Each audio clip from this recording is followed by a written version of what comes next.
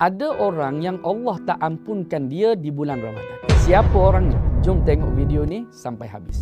Orang yang berhenti maksiat di bulan Ramadan dengan niat lepas Ramadan dia sambung balik buat maksiat. Macam orang tak berzina di bulan Ramadan. Dia tunggu habis Ramadan nanti dia akan berzina balik. Ada orang masuk bulan Ramadan dia pakai tudung. Lepas daripada bulan Ramadan, dia buka balik tudung dia. Betapa celakanya orang yang tidak diampuni dosa-dosanya selama bulan suci Ramadan. Padahal di bulan ni terdapat banyak amalan yang menghapuskan dosa. Rasulullah SAW bersabda yang bermaksud, rugilah seseorang yang telah sempat memasuki Ramadan, kemudian Ramadan pun berakhir sedangkan dia belum mendapat keampunan daripada Allah Subhanahu wa taala. Hadis riwayat Ahmad. Amat sedih dan malang bagi orang yang dapat bertemu dengan Ramadan tetapi tidak dapat pengampunan setelah Ramadan berlalu. Jadi niat masuk Ramadan ni, aku nak bersihkan diri aku daripada segala dosa dan maksiat untuk selama-lamanya. Sampaikan peringatan ini kepada keluarga serta sahabat andai kita. Semoga kita semua termasuk